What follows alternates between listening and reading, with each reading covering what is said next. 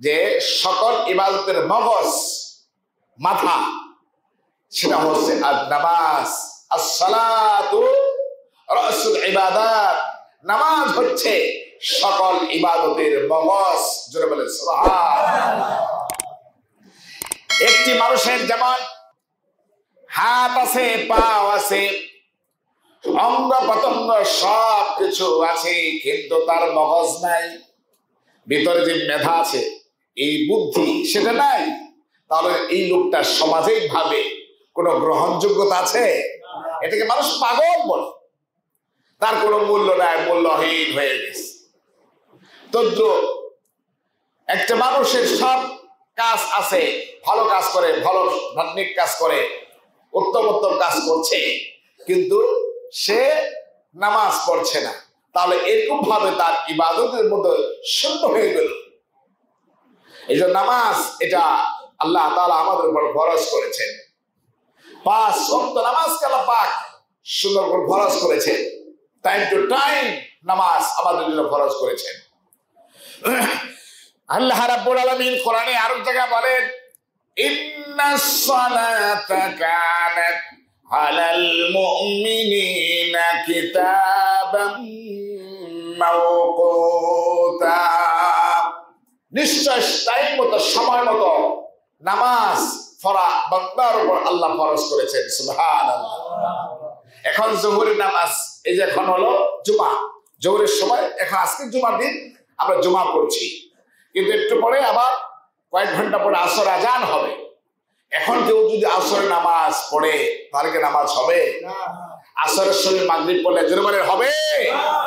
Time তার setting করে দিয়েছেন আল্লাহ পাক, সুন্দর করে দিয়েছেন। এই নামাজের মাধ্যমে, নামাজ যদি মানুষ যদি সঠিকভাবে সে আদায় করে, তাহলে তার অন্যান্য কাজগুলো তার জন্য টাইম সেটিং করা সহজ হবে। এটাই নিয়ম, তার শুধু সহজ হবে। নামাজের মাধ্যমে মানুষ তার সামাজিক অনেক কাজ সে বুঝতে পারে, তার জন্য সহজ হয়।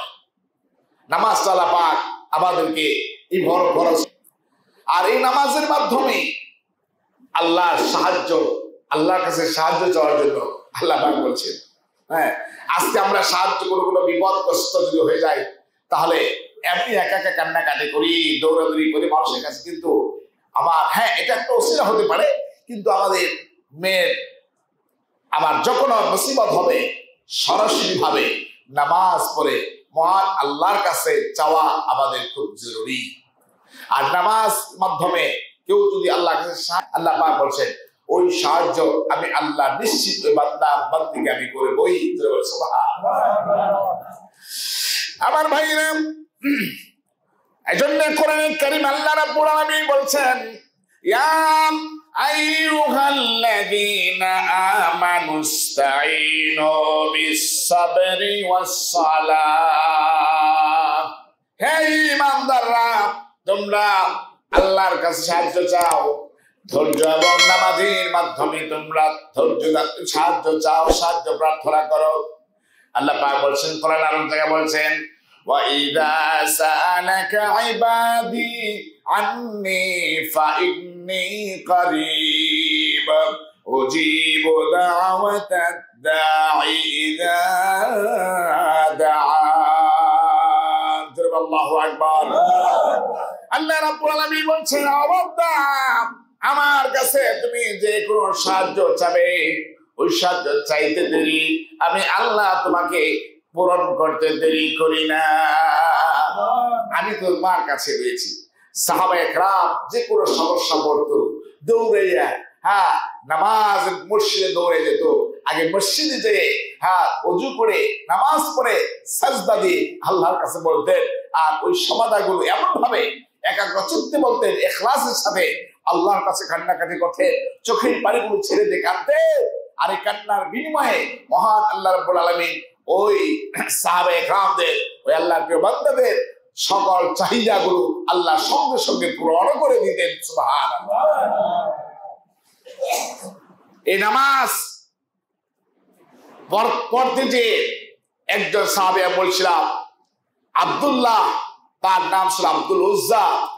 সে আব্দুল উজ্জা একদম বড় লোকের ছেলে, কোটি কোটি টাকার মালিক, স্বর্ণ গহনার অভাব নেই, কিন্তু সে অগ্নিপূজক, সে ইহুদি ছিল, হ্যাঁ সে ছিল অমুসলিম, কিন্তু বিশ্বনবী সাল্লাল্লাহু আলাইহি ওয়াসাল্লামের সামনে যখন আসছে আর কোরআনের তর্জমা, কোরআনের তাফসীর যখন শুনছে, ইমানের যখন বয়ান শুনছে, নামাজের গুরুত্ব তাৎপর্য যখন শুনলেন, শোনার পরে তার মন থেকে সঙ্গে সে তওবা করেছে, আর বলছে ইয়া রাসূলুল্লাহ ইয়া হাবিবাল্লাহ, আমার জীবনটা তুমি শেষ করে দিলা, তাহলে আমার শেষ জমানায় শেষ সময় আমার 80-90 বছর বয়স, এই মুহূর্তে যদি আমি কালেমা পড়ি, আমি যদি তওবা করি, তাহলে এই যে জীবন, সারা জীবন আমি অন্যায় অবিচার করেছি, আমি যত গুনাহ করলাম, আমি যে পূজা করলাম ঠাকুরের, আমি যে মূর্তির পূজা করেছি, এগুলো খুব মাপ হবে। আমি তো সব শিরকি করলাম, আমি তো সেজদা দেইনি আল্লাহকে, এখন যদি আমি দেই তাহলে কি কাজে আসবে? আমার ভাইরা ঈশ্বরী বলেছেন, আব্দুল উজ্জা, তুমি যদি এই মুহূর্তে কালেমা পড়তে পারো, তুমি যদি মুসলমান হও, আবার আল্লাহ রাব্বুল আলামিন আমাকে জানিয়ে দিয়েছেন, ওহীর মাধ্যমে জানতে পেরেছি, জেনে তোমাকে বলছি, তুমি একবার কালেমা পড়ার সাথে সাথে জীবনে যা অন্যায় করেছিলে, যত শিরক করেছিলে, যত বেদাত করেছিলে, আল্লাহ রাব্বুল আলামিন মুহূর্তের ভিতরে সব কিছু ক্ষমা করে দিবে। মান ক্বালা লা ইলাহা ইল্লাল্লাহ ফাদখালাল জান্নাহ। বিশ্বনবী বলেছেন, কেউ যদি শেষ বলে একবার যদি কালেমাকে মহব্বতের সাথে পড়তে পারে, হ্যাঁ জীবনের সগীরা কবিরা জাহিরি বাতিল যা করেছিল, সর্ষা পরিমাণ গুনাহ যদি হয়, সব গুনাহগুলো আল্লাহর নিজ জিম্মা হয়ে আল্লাহ মাফ করে দিবে। সুবহানাল্লাহ। আব্দুল উজ্জা ডেকে বলে, হুজুর আর দেরি করব না, আর বিলম্ব করতে রাজি না, যত গুনাহ করেছি এরপর অনুতপ্ত হয়েছি, লজ্জিত হয়েছি, এই মুহূর্তেই আমি তওবা করছি, আমাকে তওবা করে দেন, কালেমা পড়ে দেন।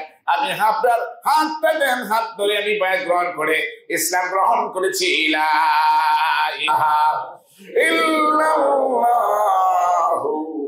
মুহাম্মাদুর রাসূলুল্লাহ। আল্লাহ পাক বলেন, সব গুনাহ ওর মাফ করে দিছি। নবী আর যে কোনো কথা বলেন, এটা কোনো বানাওয়াটি কোনো কথা বলেন, নিজের পক্ষ থেকে কোনো দিক বলেন না। ওয়া মা ইয়ানতিকু আনিল হাওয়া ইন হুয়া ইল্লা ওয়াহুন ইউহা। আমার নবী কোনদিন তার নিজ পক্ষ থেকে কোনো কথা বলে না, যতক্ষণ পর্যন্ত আমি ওহী না দেই, অর্থাৎ আল্লাহ যদি করে তাকে যে মেসেজটা দেয়, সেটা জানার পরেই বান্দার কাছে এটা পৌঁছায় দেয়। এটা হলো আল্লাহ তাআলার সিদ্ধান্তটা নবীর মাধ্যমে আপনাকে দিয়েছেন। তাহলে ওই লোকটা মুসলমান হয়ে গেছে। এজন্য ভাইরা আমার, আল্লাহর কাছে এইভাবে সবাই যদি কান্নাকাটি করি, নামাজের মাধ্যমে যদি আমরা নামাজ পড়ি, নামাজটা আল্লাহ পাক আমাদের জন্য ফরজ করেছেন। এবার আব্দুল উজ্জা ডেকে বলেছে, ইয়া রাসূলুল্লাহ ইয়া হাবিবাল্লাহ, আমার নাম তো আব্দুল উজ্জা, এখন আমি কি করব? আমার নামটা একটু দয়া করে আপনি কি রেখে দিবেন? মুসলমান যেহেতু হয়েছি, নামটা একটু চেঞ্জ করে দেন, পরিবর্তন করে দেন। আমার ভাইরা, আল্লাহর হাবিব সাল্লাল্লাহু আলাইহি ওয়াসাল্লাম বলেন, আব্দুল উজ্জা, তোমার নাম আজকে থেকে আব্দুল উজ্জা হবে না, যেহেতু মুসলমান হয়েছো, আমি নবী তার তোমার নামটা রেখে দিলাম আব্দুল্লাহ। সুবহানাল্লাহ। আব্দুল্লাহ হচ্ছে অর্থ হলো আল্লাহর গোলাম, আল্লাহর গোলাম। এজন্য যদি সম্ভব হয় আপনাদের ছেলে মেয়ে যদি হয়, মেয়ে না ছেলে যদি হয়, তাহলে তার নাম সবচেয়ে নাম হচ্ছে আব্দুল্লাহ। আব্দুল্লাহ শব্দটা আল্লাহর গোলাম, আর আল্লাহর গোলাম এই কথাটা গোলাম যদি কেউ স্বীকার করে, আল্লাহ খুব পছন্দ করে। যে ঠিক কিনা মুহাম্মদুর রাসূলুল্লাহ সাল্লাল্লাহু আলাইহি সাল্লাম, ওনাকে আল্লাহ পাক হাবিব বলেছেন। হাবিব অর্থ জানেন, দুস্থ বন্ধু। কিন্তু খলিল ইব্রাহিম আলাইহিস সালামকে বলছেন খলিল শব্দ তো দুস্থ, দুইটা পার্থক্য আমি বলেছিলাম। খলিল শব্দ অর্থ হলো যিনি পরীক্ষা দিয়ে পাস করে আল্লাহকে খুশি করছে, আল্লাহর সাথে বন্ধুত্ব করছে, উনি খলিলুল্লাহ।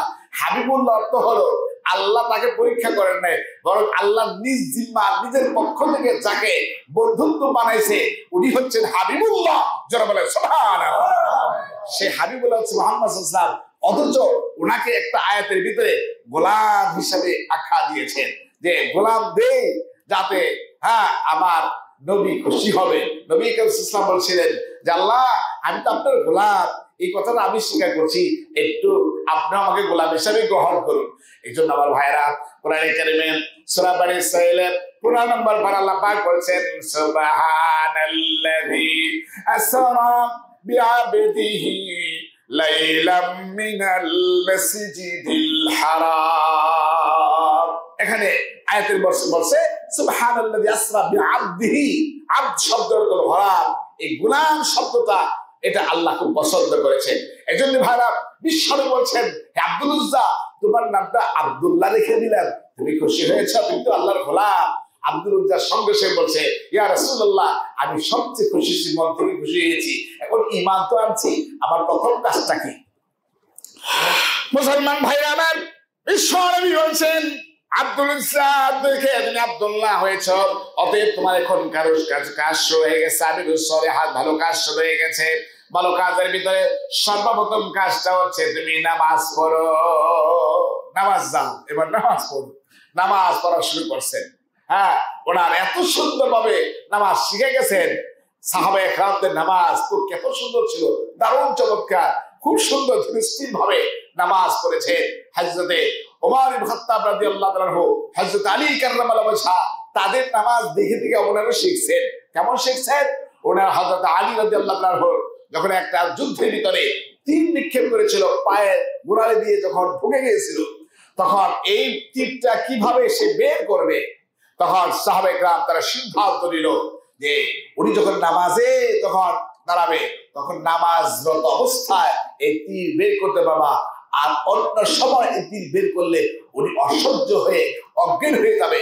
তো একমাত্র নামাজের ভিতরে তোমরা বাইর করতে পারবা, কারণ হযরত আলী যখন নামাজ পড়ে ওই নামাজটা হযরত আলীর সাথে আল্লাহর সাথে সরাসরি একটা সুসম্পর্ক হয়ে যায়। জোরে বলে সুবহানাল্লাহ।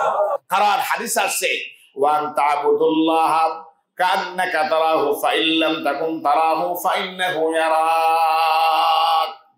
মিশকাত শরীফ হাদিস। ঈশ্বর বলছেন তোমরা নামাজ পড়ো এমন ভাবে, ইবাদত এমন ভাবে যে যেন তোমরা তোমার প্রভুকে দেখছো।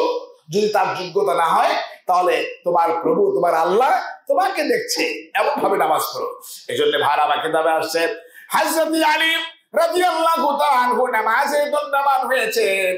আর এর আগে তীর যখন বিদ্ধ হয়েছে, তীর যখন বের করবেন নামাজের আগে, নামাজের দাঁড়ানোর আগে সম্ভব না হয়ে বের করলে হযরত আলী ছটফট করবেন, অজ্ঞান হয়ে পড়বেন।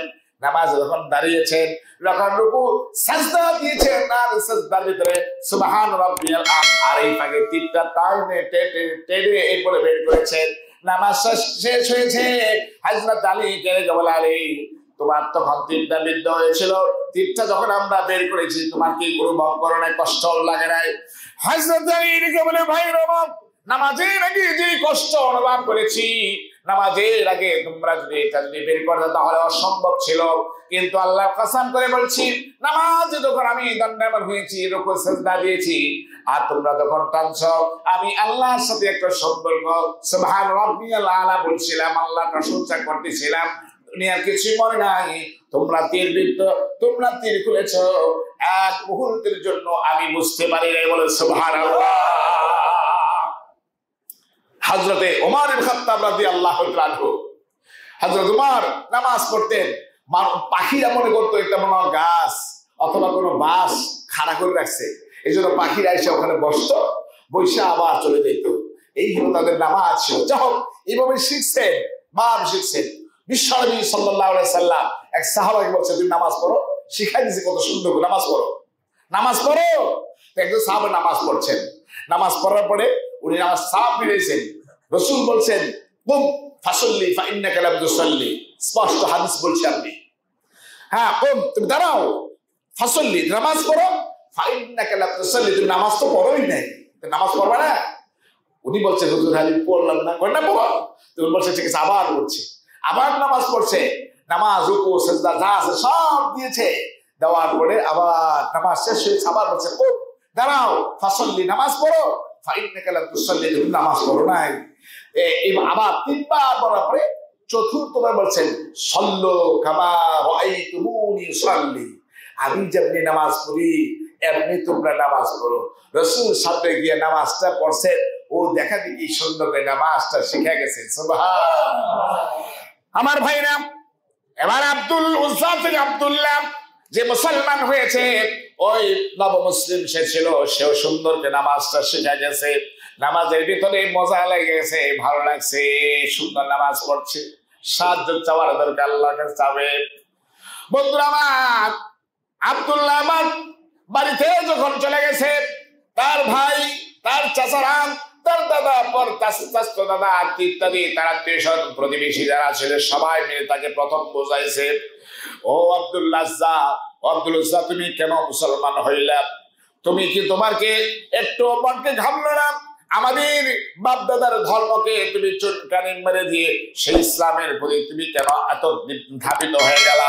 মুহাম্মাদের কথা কেন তুমি শুনলা বলো? এবার আমার ভাই আব্দুল্লাহ থেকে বলেছেন, মাকে ডেকে বলেছেন, বাবাকে ডেকে বলেছেন, ভাই বোনেরা সবাইকে বলছেন, আপনারা সবাই শুনেন, আমি বড় লোকের ছেলে, আমি এলাকার সবচেয়ে ধনাঢ্য ব্যক্তি, আপনি আমার বাবা, আপনি আমার মা, আপনি আমার চাচা, ভাই সবাই আপনার ধনী মানুষ, আমিও ধনী মানুষের ছেলে, ঠিক আছে, কিন্তু আমি যে জিনিস এতদিন করেছিলাম এটা তো ভুলেছিলাম, এটা বুঝতে পারি নাই। কিন্তু বিশ্বনবীর মুখে যখন শুনছি ইসলামটা কি জিনিস, কোরআন যখন আমি শুনছি বুঝতে পেরেছি, সব বোঝার পরে সিদ্ধান্ত নিয়েছি সারা জীবনটা ভুলের মধ্যেই ছিলাম, আর ভুলে থাকতে চাই না, এই জন্য আমি বুঝে শুনে ইসলাম গ্রহণ করেছি। সুবহানাল্লাহ। এবার তার ভাই বেরাদা, তার মা বাপ সবাই তারা তো হলো অমুসলিম, তারা বলছে না, তোমার ওই ধর্ম ত্যাগ করতে হবে। না, ত্যাগ করবো না। বারবার বলার পরে যদি ত্যাগ না করো তাহলে তোমার সাজা দেওয়া হবে, বেত্রাঘাত করবো, তোমার কিন্তু সাজা ভোগ করতে হবে। আব্দুল্লাহ বলছেন, বাবা, ও আমার চাচারা, দাদা, আমাকে যদি তোমরা বেত্রাঘাত শুধু নয়, আমাকে ত্যায্য পুত্রগুলির আপত্তি নেই, আমার সব ছেড়ে দিব, এমনকি যদি আমরা আমাকে যদি টুকরো টুকরো করে দাও, আমার প্রতিটা গোষ্ঠীর টুকরা সেটাও কালেমা তাইয়্যিবা পড়তে থাকবে। জোরে বলেন সুবহানাল্লাহ। আব্দুল্লাহকে তাড়িয়ে দিল, তাকে বলছে তোমার সব যা বস্ত্র আছে সব কিছু রেখে দাও, কাপড় চোপড় সব রেখে দাও। যে ছেলেটা যে ছেলেটা সবসময় ঘোড়ার উপর চড়তো, অশ্বরী অবস্থা থাকতো, সেই ছেলেটা একদম নিঃস্ব হয়ে আসছে, কিছুই নাই তার হাতে, কোন এক সেট কাপড় বইরে আসছে, তাও পুরানো একটাই, ওই কাপড়টা নিয়ে আসছেন, ওই কাপড়টা গোসল করে আর একটা ছোট্ট একটা কোন রকম একটা তোয়ালে আছে, ওইটা দিয়ে কোন রকম আবৃত্ত হয়ে একবার গোসল করে, ওইটা শুকাইলে আবার পরে, এক জামা নামাজ পড়ার পরে ময়লা হলে আবার ধোয়ার পরে আবার সেটা যখন শুকিয়ে যায় সেটা আবার পরে, অর্থাৎ এক সেট জামা মাত্র। রাসূল করিম সাল্লাল্লাহু আলাইহি ওয়াসাল্লাম ফজরের নামাজ পড়ে আসতেছেন, বের হচ্ছেন, দেখছেন সবাই বের হয়ে গেল, একটা ছেলে কোনার মধ্যে বসে আছে। রাসূল আকরাম সাল্লাল্লাহু আলাইহি ওয়াসাল্লাম অনেকদিন পর দেখতেছে কোনার মধ্যে কোন রকম ভাবে ঢেকে ঢুকে বসে আছে, বলছে এদিকে আসো, তাল হে না, আসো। আসার বলো, তোমার কি ব্যাপারটা কি, তোমার নাম কি? হুজুর, আপনি আমাকে চিনেন নাই? আমি তো খেয়াল করি না, অনেকদিন পরে তো লক্ষ লক্ষ মানুষ মুসলমান হয়, হয়তো বা ওই সংস্কৃতি বেশি বেশি আসে নাই দরবারে। আমি তো হুজুর, আমি তো আব্দুল উজ্জা ছিলাম, আমি তো সেই উজ্জা, আমি তো এখন আব্দুল্লাহ হয়েছি, আপনি আমার নাম রেখেছিলেন অমুকের ছেলে, আমি তো ইসলাম গ্রহণ করেছিলাম, সেই যুবক আমি মুসলমান হয়েছি। তার বেশভূষ দেখে রাসূল করিম সাল্লাল্লাহু আলাইহি ওয়াসাল্লাম আশ্চর্য হয়ে গেলেন এবং হতভম্ব হয়ে গেলেন, ব্যাপারটা কি? এত রাজকীয় তার পোশাক ছিল, তার বাড়ি, তার বাবা, তার সুনাম সুখ্যাতি, তার এই কাপড় চোপড় জীর্ণ শীর্ণ অবস্থা রয়ে গেছে। বিশ্বনবী সাল্লাল্লাহু আলাইহি ওয়াসাল্লাম বলছেন, তোমার কি কাপড় নাই? তুমি এই কাপড় নিয়ে তুমি এইভাবে বসে আছো? হ্যাঁ, আব্দুল্লাহ চোখের পানিগুলো ছেড়ে দিয়ে বলছে, ইয়া রাসূলুল্লাহ, হাবিবাল্লাহ, আমি আমার মার কাছে আমার বাবার কাছে যখন বলতে গেছিলাম যে আমি ইসলাম গ্রহণ করছি, এই একটা অপরাধ, কালেমা পড়ার কারণে, অপরাধের কারণে আমাকে সমস্ত সম্পদ থেকে আমাকে বঞ্চিত করা হয়েছে, আমাকে ত্যাজ্যমুক্ত করে দিয়েছে, আমাকে বাড়ি দেওয়া, আমার দেশ ছাড়তে হয়েছে, বাড়ি ছাড়তে হয়েছে, এমনকি আমার কাছে যা কাপড় চোপড় ছিল এগুলো সব রেখে দিয়েছে। এখন এই অবস্থা আসছে। খুব ছোট্ট করে কথা বলবো, মনোযোগ সহ 2 মিনিটের শেষ করবো ইনশাআল্লাহ। আব্দুল্লাহ যখন এই কথা বলেন, রাসূল করিম সাল্লাল্লাহু আলাইহি ওয়াসাল্লাম, আহারে তুমি এতই কষ্ট করছো, এতই কষ্ট করছো। বিশ্বনবী আব্দুল্লাহকে বলছে, আব্দুল্লাহ তুমি যে সব কিছু ত্যাগ করতে পারছো, কিন্তু আমার মহব্বত ত্যাগ করো নাই, মসজিদের মহব্বত ত্যাগ করো নাই, নামাজের কথা তুমি স্মরণ করলা, এই নামাজ যদি তুমি আসছো, হ্যাঁ এখন তো নামাজ কি কাজাও হয় না, কয় না হুজুর আমার নামাজ কাজাও হয়, নামাজ যত পড়ে নেই। রাসূল করিম সাল্লাল্লাহু আলাইহি ওয়াসাল্লাম বলেছেন, মৃত্যুর আগেই তোমার নামটা আল্লাহ জান্নাতে লিখে দিয়েছে। জোরে বলেন সুবহানাল্লাহ।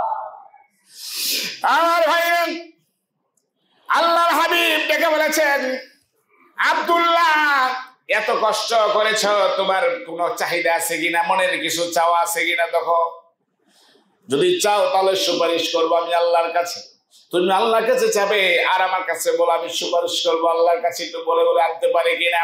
আব্দুল্লাহ চোখের পানিগুলো ছেড়ে দিয়ে বলছেন, হুজুর আমার দুনিয়ার কিছু চাওয়া নেই, কিছুই নেই, কিছু পাওনার কিছু নেই, আমি চাই, আমি আপনার কথাগুলো শুনছি, এই হাদিসটা শুনেছি, কেউ যদি আল্লাহ রাস্তা যায় শহীদ হয়, ওই শহীদের মর্যাদা আল্লাহ সবচেয়ে বেশি বাড়ায় দেয়, আমি চাই আমার মৃত্যুটা যেন শহীদ মৃত্যু হয়ে যায়। রাসূল করিম সাল্লাল্লাহু আলাইহি ওয়াসাল্লাম বলে, আব্দুল্লাহ আমি তোমাকে কথা দিলাম, যাও, আমি অমুক দিন যেতে হবে তাবুক যুদ্ধে, আমার সাথে যেতে হবে, যাইবে কি হাত দাও, সেখানে যদি সম্ভব হয় সেখানে যুদ্ধ করবা, যুদ্ধ করে যদি সেখানে শহীদ হয়ে যাবে আলহামদুলিল্লাহ, যদি শহীদ না হয় তাহলে গাজী হয়ে যাবে।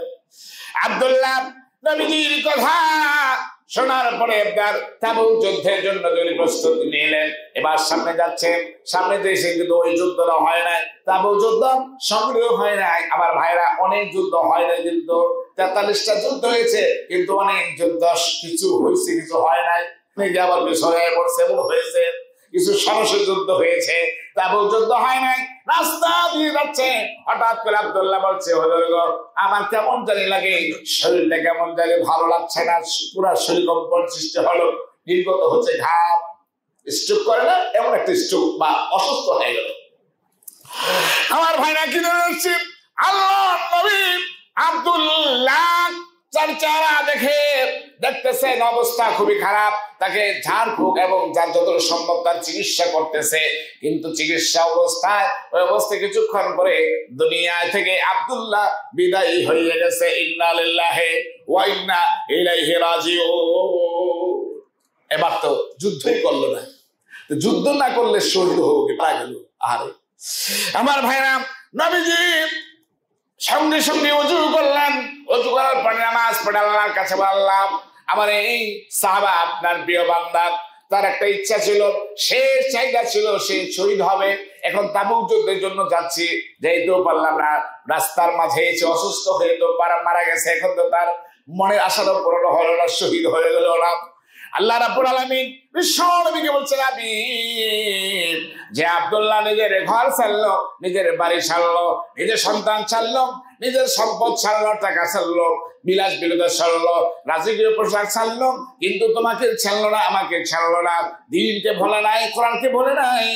যেহেতু শহীদের জন্য সে ইচ্ছা করছিল, রাস্তায় মৃত্যুবরণ হয়েছে, আমি আল্লাহ তাকে নিয়ে গেছি, আমি নিয়ে আসছি, স্বাভাবিক মৃত্যু দিলে কি হবে, আমি আল্লাহ রাব্বুল আলামিন তার নামটা জান্নাতের মধ্যে লিখে দিয়েছি। ওই লিস্টটা হবে যারা দুনিয়াতে যারা শহীদ হয়েছেন, যারা সাহাবা একরাম যারা শহীদ হয়েছেন, ওই শহীদদের সাথে আমি আল্লাহ তার নামটা লিখে দিয়েছি। আপনি জানাজা পড়ান, আপনি তো দোয়া করেন, আর কবরটা দিবেন আপনি নিজে দিয়ে, সে তো অনেক সবকিছু ত্যাগ করলো, সবকিছু আপনি যুদ্ধ আপনি নিজে জানাজা পড়াবেন আর আপনি নিজেই কবরে দিবেন। আমার ভাইরা, বিশ্বনবী বলেছেন, সাহাবারা পানি এনে গোসল দাও, আর তোমরা জানাজার প্রস্তুতি নিয়ে যাও। সবাই প্রস্তুতি নিয়ে গেল। জানাজার নামাজের মধ্যে লক্ষ লক্ষ মুসলমান হয়ে গেছে, কত মানুষ হয়েছে। আর পরেও দেখছে আল্লাহ রাব্বুল আলামিন এত সংখ্যক ফেরেশতা পাঠাইছে। নবী আকরাম সাল্লাল্লাহু আলাইহি সাল্লাম বলছেন, আমি যাচ্ছি। এবার সামনে যাইতেছে হাঁটে হাঁটে স্বাভাবিক মানুষের মতো হাঁটে না, বরং বৃদ্ধ আঙ্গুলের উপর ভর দিয়ে যায়। হযরত আলী ডেকে বলেন, হযরত ওমর ডেকে বলে আলী, হযরত আবু বকর ডেকে বলে, ওমর ডেকে বলে, হুজুর আপনার পায়ের ভিতরে কোনো বিচ্ছে কিনা, আপনি কেন কষ্ট পাইছেন কিনা, কোন আঘাত পাইছেন কিনা? রাসূল বলছেন, না না, আঘাত পাই নাই। তাহলে আপনি স্বাভাবিক মতো হাঁটেন, কিন্তু আজকে স্বাভাবিক মতো হাঁটেন না কেন? আপনি বৃদ্ধ আঙ্গুলের উপর ভর দিয়ে কেন যাচ্ছেন? আপনি দয়া করে বলবেন কি? আমার মেয়েরা বিশ্বনবী বলছেন, ও সাহাবারা, আমি যা জানতেছি, যা দেখতেছি, তোমরা তা দেখো না। আমার আল্লাহ দেখার শক্তি দিয়েছে। এই আব্দুল্লাহ সবকিছু যখন ভুলে গেছে, তারা জানাজার করার জন্য যত মুসলমান, যত সাহাবারা আসছো, এর চেয়ে কোটি কোটি গুণ বেশি আমার আল্লাহ ফেরেশতা পাঠিয়ে দিয়েছে। ফেরেশতারাও হারসাবি দেখতেছি, এতটুকু জায়গা খালি নাই, যতটুকু খালি জায়গার ভিতরে আমি পাটারে ভালো করে রাখবো। এই জন্য কোন রকম ভাবে বৃদ্ধ পড়তে যাইয়া আব্দুল্লাহ জানাজা আমি নিজে পড়াইবো। সুবহানাল্লাহ। জানাজা শেষ হয়ে গেছে, এবার কবর দিবে। কবরের মধ্যে এখন নামবে কে? রাসূল বলছে, আমি নিজে নামবো। নবীজি নিজে নামলেন, নামার পরে কবর দিবে। আর হাতের ভিতরে এইভাবে লাশটা নিছে। লাশটা নিয়ে চোখের পানিগুলো ছেড়ে দিয়ে বলছে, হুজুর দেখে বলেন, আল্লাহ আব্দুল্লাহর লাশটা আমার হাতের ভিতরে নিলাম, দয়া করে মায়া করে এই লাশটা আমি নিজে রেখে দিলাম। যে আব্দুল্লাহ, আল্লাহ তোমাকে ভুলে না, আমাকে বলে নাই, সবকিছু ভুলে গেছে, আজকে কবরে আমি রেখে গেলাম। আল্লাহ দয়া করে মায়া করে কবরে কোন রকম ধরে প্রশ্ন না হয়, বিনা প্রশ্নে তাকে মাফ করে দাও। হে রব্বুল আলামিন, দয়া করে মায়া করে আব্দুল্লাহকে তুমি জান্নাতের ব্যবস্থা করে দিও। সুবহানাল্লাহ। আমার ভাইরা, এই নামাজটা ছিল, এটা আল্লাহ একটা হুকুম। এবং নামাজের মাধ্যমে আপনি সাহায্য চেয়েছিলেন, নামাজের মাধ্যমে শহীদের সে মর্যাদা চেয়েছিলেন। আল্লাহ পাক সেই নামাজের কারণে তার শহীদের মর্যাদা আল্লাহ পাক দান করেছিলেন। সুবহানাল্লাহ। আল্লাহ রাব্বুল আলামিন আমরা যারা আছি, আমরা রোজার পরেও আগে পরে সব সময় আমরা 5 ওয়াক্ত নামাজটাকে আমরা যত সম্মান দিয়ে আমরা পড়বো, তাহলে দেখবেন আমাদের ভিতরে শান্তি অটোমেটিক ভাবে ফিরে আসবে। নামাজের মাধ্যমে ভাতৃত্ব বন্ধন হয়, জামাতের সাথে যে নামাজ পড়েন এটা একটা মহব্বত হয়, জুমার নামাজে হয়, এটা এই বড় বড় জামাতের সাথে মানুষের একটা মহব্বত বেড়ে যায়। আল্লাহ রাব্বুল আলামিন আমাদের সকলের পক্ষ থেকে নামাজ যত পবিত্র নামাজকে 5 ওয়াক্ত নামাজকে আল্লাহ কবুল করুন। আমিন। 4 রাকাত কবুল নামাজ।